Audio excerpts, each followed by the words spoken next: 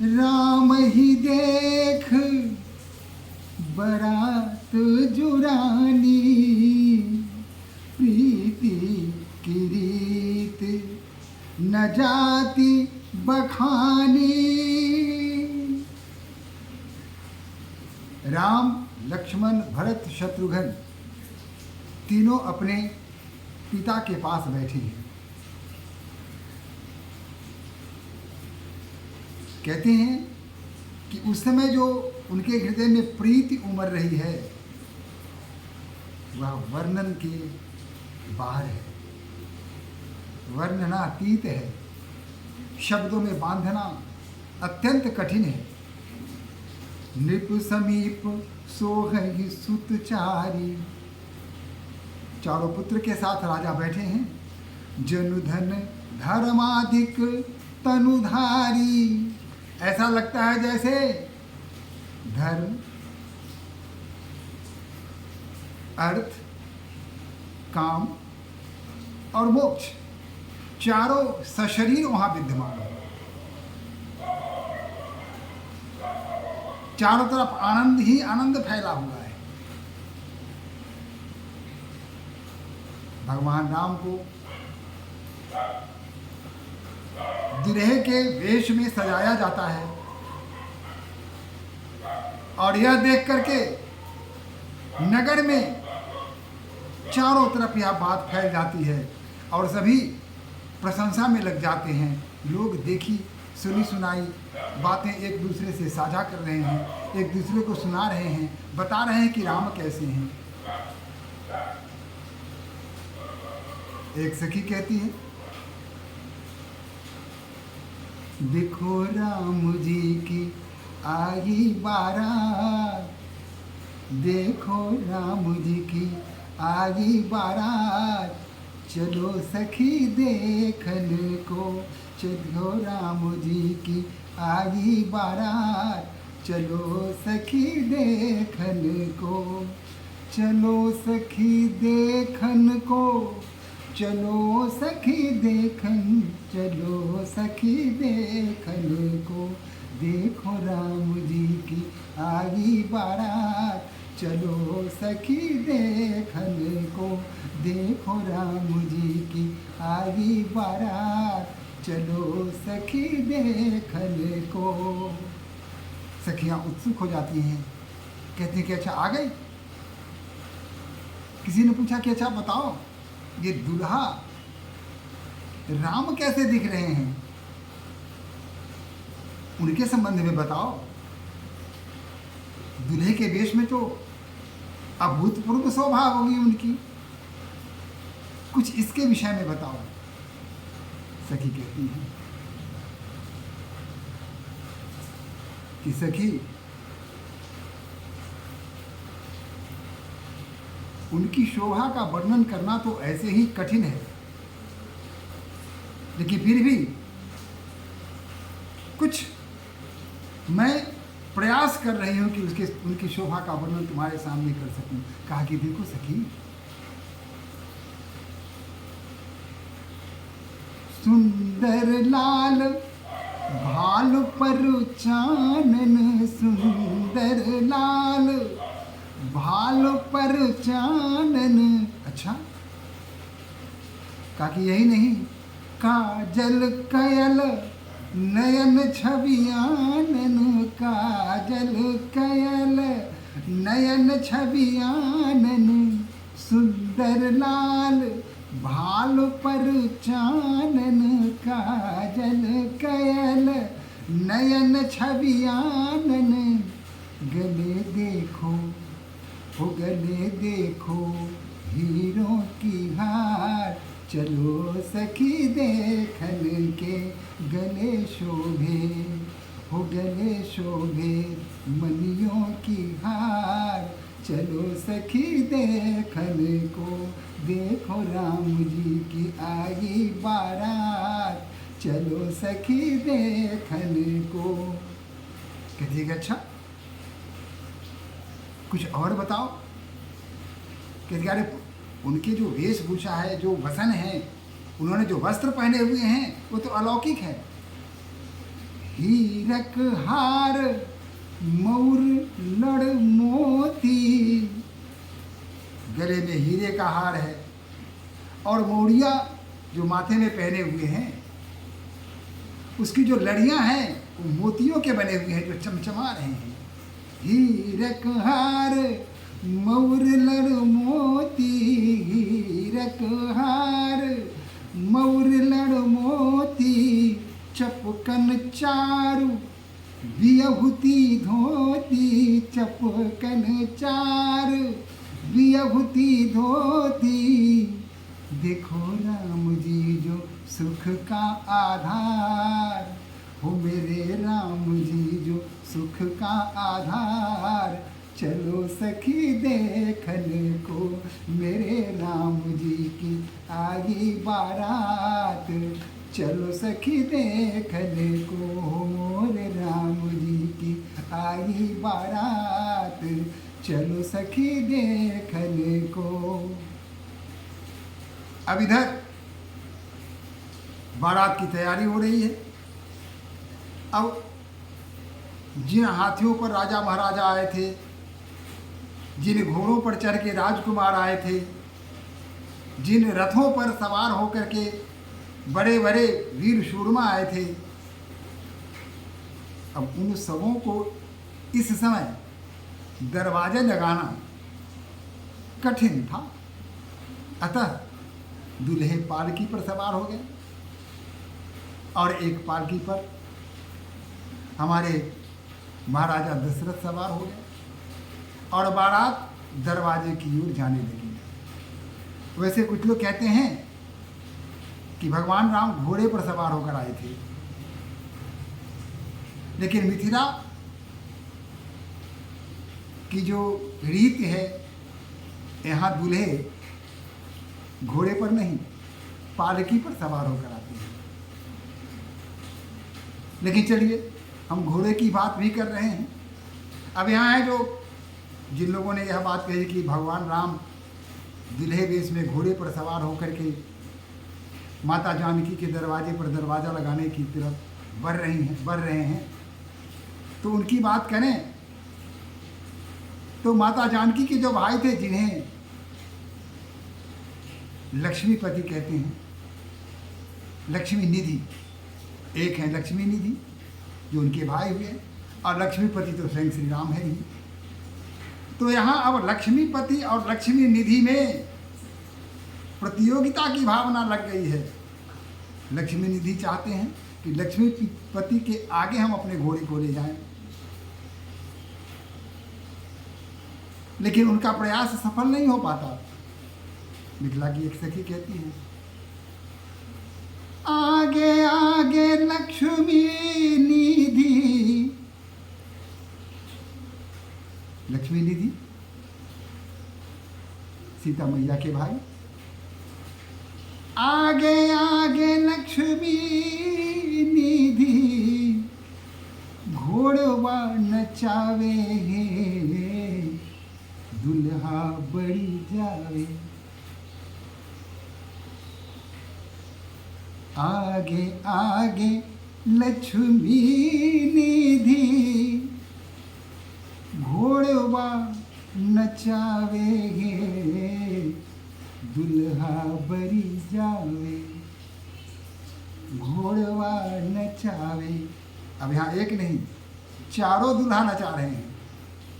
घोड़वा नचावे बरवा चार, हे दुल्हा बड़ी जावे।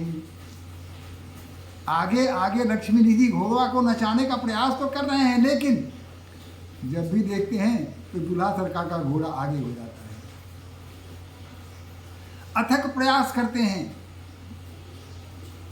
लक्ष्मी निधि कि उन घोड़े, दूल्हे के घोड़े से अपने घोड़े को आगे ले जाएं, लेकिन प्रयास में सफल नहीं हो पाते।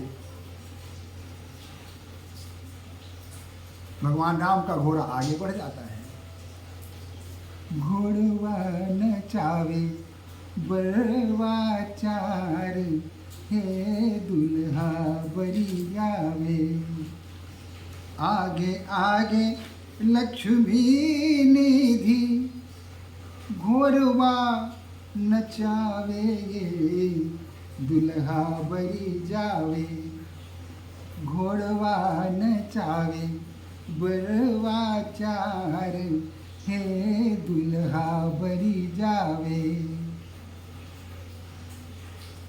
अब इधर दुल्हा सरकार मिथिला के अनुसार पालकी पर सवार होकर बढ़ रहे हैं, जा रहे हैं।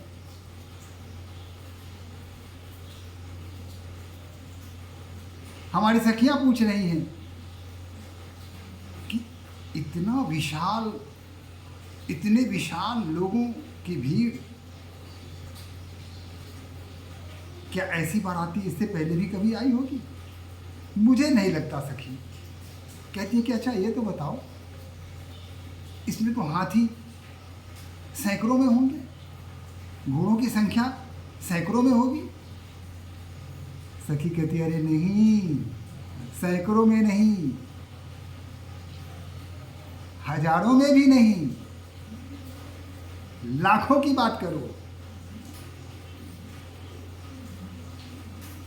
1,00,000 हाथी आए, 1,00,000 घोड़वाए, दुल्हा बरी जावे। 1,00,000 हाथी और 1,00,000 घोड़े नहीं, 2,00,000 घोड़े। 1,00,000 हाथी आए, 1,00,000 नहीं 2,00,000 घोड़वाए, दुल्हा बरी जावे। कहा क्या ऊंट, लाखों में ऊंट। और पैदल पैदल अगणित पैदल। उसकी गणना मत करो, उनकी संख्या कितनी है यह पूछना मत, उनको कौन गिने। अगणित पैदल बरियात ये, दुल्हा बरी जावे। अगणित पैदल बरियात ये, दुल्हा बरी जावे। अब यह जिज्ञासा शांत हुई, लेकिन घूम फिर करके लोगों की दृष्टि दुल्हा सरकार पर ही आ पड़ती है। दुल्हा सरकार कराचौपी कहते हैं, या पालकी कहिए, या पालकी पर कहिए, चढ़ के आगे बढ़ रहे हैं। पालकी वाले भी धीरे धीरे पैर बढ़ाते हुए आगे ले जा रहे हैं, ताकि लोग दुल्हा सरकार का ठीक से दर्शन कर सकें। सभी अपनी अपनी आंखों को तृप्त कर रहे हैं। आकाश से देवता पुष्पों की वर्षा कर रहे हैं और देवांगनाएं मधुर कोकिल कंठ से मंगल गीत गा रही हैं। चारों तरफ पुरुष और स्त्रियों का मेला लगा हुआ है। प्रत्येक व्यक्ति दुल्हा को एक दृष्टि देखना चाहता है। दुल्हा के रूप में श्री राम को देखने की लालसा, उत्कंठा प्रत्येक हृदय में उमड़ रही है। सभी देखने के लिए व्याकुल हो रहे हैं।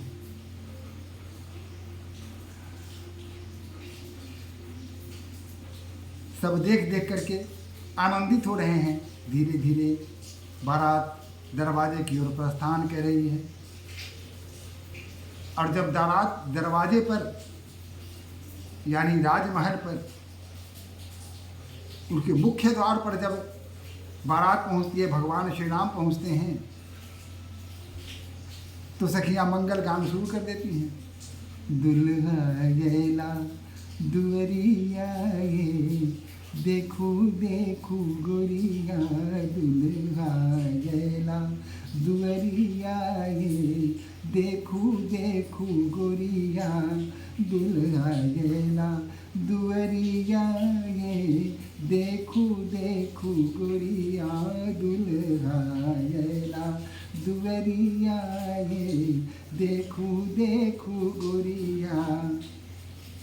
कहते कि देखिए तो ये जो प्रकाश चारों तरफ फैला हुआ है, ऐसा लगता है मानो रोशनी से रात लागे दिन दोपहरिया, रोशनी से रात लागे दिन दोपहरिया, छूटे रवाइस भर भरिया ये देखू देखू गोरिया, छूटे रवाइस भर भरिया ये देखू देखू गोरिया, दुल्हा गैला दुवरिया ये देखू देखू गोरिया, दुल्हा गैला दुवरिया ये देखू देखू गोरिया।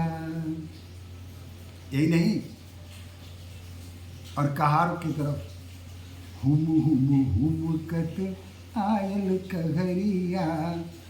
अब तो समय नहीं रहा, अब तो सब कुछ बदल गया है। अब दूल्हा सरकार आते भी हैं तो कार से आते हैं बंद होकर। अब न वह पालकी है, न वो हाथी है, न घोड़े हैं, सब कुछ बंद बंद है।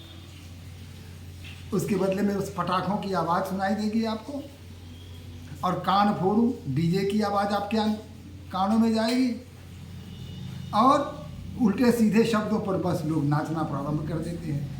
कहीं कहीं तो मदिरा पान भी करके लोग नृत्य का आनंद लेते हैं, नृत्य नहीं डांस का आनंद लेते हैं।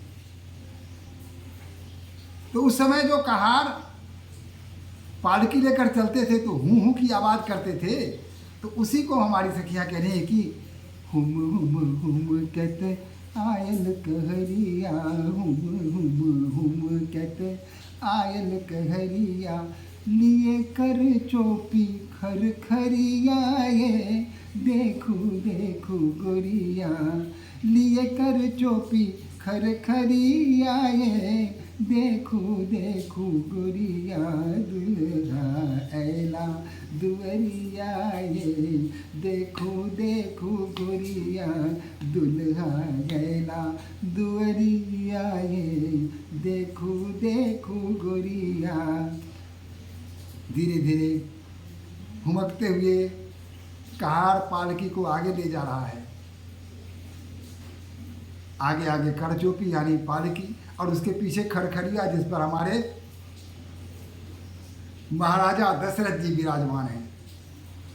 आज भी वह परंपरा है, दूल्हे के साथ उनके पिताजी बैठते हैं।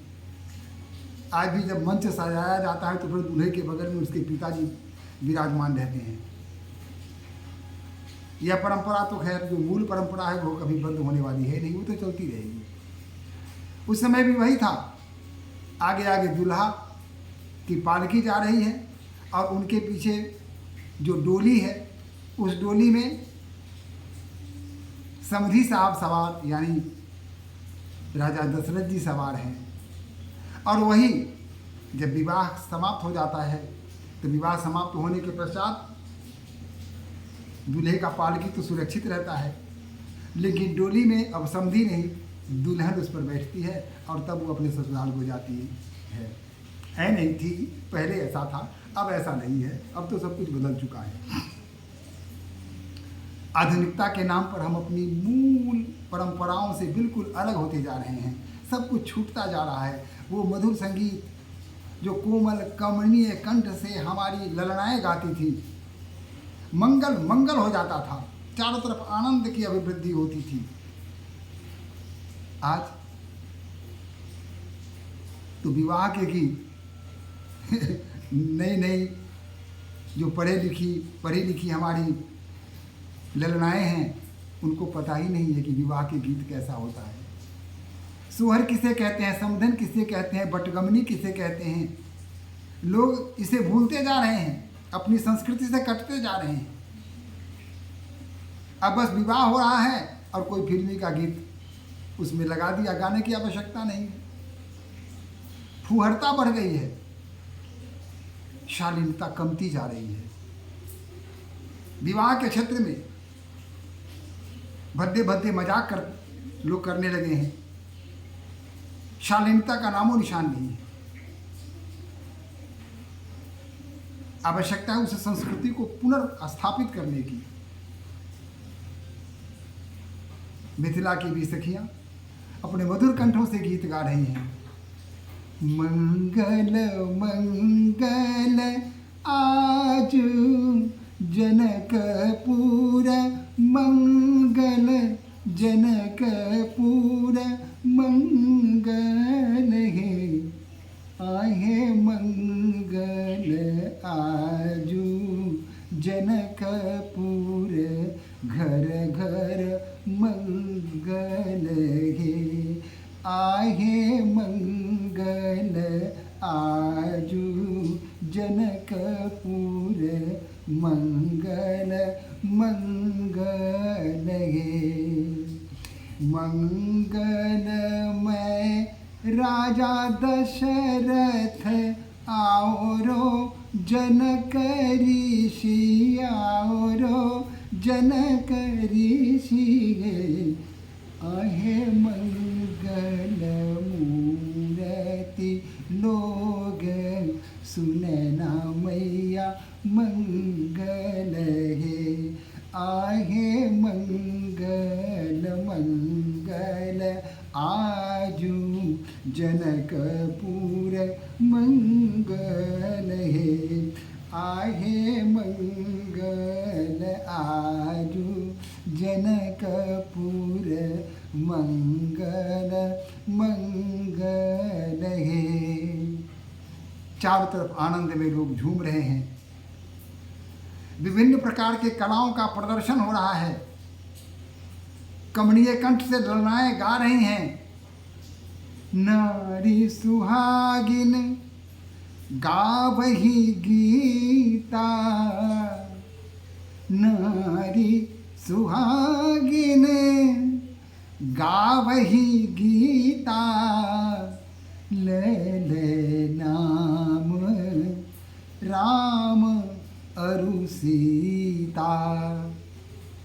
भगवान राम और दुल्हन जानकी का नाम ले लेकर मंगल मैं मधुर कंठों से कोकिला की तरह हमारी मिथिलानी गा रही हैं, मस्त हो रही हैं, दुल्हा सरकार को देख देख के अघा रही हैं, आंखें तृप्त कर रही हैं।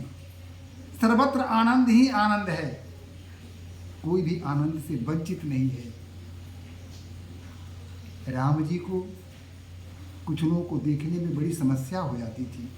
लोगों की भीड़ थी, लोग इतने सामने खड़े हो जाते थे कि पीछे वाले लोगों को राम जी दिखाई नहीं देते थे। तो राम जी ने युक्ति निकाली, जो पीछे हो या आगे हो, जो जहां था वहीं से भगवान राम का वह दुल्हा स्वरूप दिख जाता था और सभी वहीं से देख रहे थे। कोई अफरा तफरी नहीं थी। जो आगे थे वो प्रत्यक्ष देख रहे थे और जो पीछे थे वो भी प्रत्यक्ष देख रहे थे। दुल्हा सरकार को देखने की समस्या किसी के सामने नहीं थी। जो जहां था वहीं से दुल्हा सरकार को देख रहा था। यह भगवान श्री राम की माया है, उनकी कृपा है। वो किसी को निराश नहीं करते थे। सबके हृदय में वास करने वाले भगवान श्री राम भला किसी को निराश कैसे कर सकते हैं? सबकी मनोकामना पूर्ण करने वाले भगवान अपना दर्शन कैसे नहीं देते? अपने दर्शन से किसी को वंचित कैसे रहने देते? ऐसे थे श्री राम, ऐसा स्वरूप था उनका। चारों तरफ अब गोधूली की बेला है, चारों तरफ प्रकाश ही प्रकाश है। अब प्रकाश कहाँ से आ रहा है यह भी कहना कठिन है।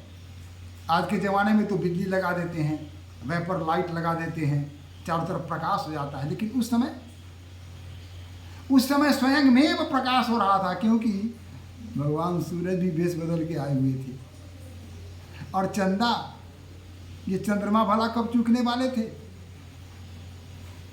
वो भी पहुंच गए। तो जहाँ सूरज और चांद दोनों उपस्थित हो वहाँ अंधेरे का क्या काम? किसी को पता भी नहीं चला कि भगवान सूर्य भी वहाँ उपस्थित हैं और चंद्र भी उपस्थित हैं। एक तरफ से शीतल प्रकाश आ रहा है और दूसरी ओर से पीली रोशनी आ रही है। प्रकाश का भी विचित्र, सूर्य में जो सातों रंग होते हैं, भगवान सूर्य ने वो सातों रंग बिखेर दिए थे। जो जिस रंग से भगवान श्री राम का दर्शन करना चाहता था, वह उसी रंग से उनका दर्शन करता था। अब यहाँ जितने भी देवता लोग हैं, उनके स्वरूप को देखने के लिए लालायित हो रहे हैं। यहाँ भगवान शंकर अपनी 10 आँखों से देख रहे हैं भगवान श्री राम के उस दूल्हा स्वरूप को। ब्रह्मा जी 8 आँखों से देख रहे हैं। मन में ईर्ष्या हो रही है कि भगवान शिव के पास 10 और मेरे पास मात्र 8। इन देवताओं में सबसे अगर ज़्यादा प्रसन्न था तो वो चंद्रमा, शाप के कारण ही सही 1000 आँखें उन्हें मिली हुई थी और वो आज बहुत प्रसन्न थे। उस शाप को अपना वरदान समझ रहे थे। धन्य हो ऋषि, आपने शाप देकर के मुझ पर बड़ा उपकार किया। आज भगवान श्री राम का वह स्वरूप, वह दिव्य स्वरूप, वह दुल्हा का स्वरूप देखने का मुझे अवसर मिल रहा है। वो भी 1, 2, 4, 5, 100 नहीं, 1000 आँखों से देखने का अवसर प्राप्त हो रहा है। मैं अनुग्रहित हुआ। उस शाप को शाप नहीं, उसे मैं अपना वरदान समझता हूँ और गर्व से उन्मुक्त हो रहे कि मैं तो 1000 आँखों से भगवान राम का दर्शन कर रहा हूँ। जो जहाँ है उनकी दृष्टि वही है। किसी को भी ज़्यादा प्रयत्न करने की, उद्यम करने की आवश्यकता नहीं थी। जो जहाँ था वहीं से भगवान श्री राम का दर्शन कर रहा है।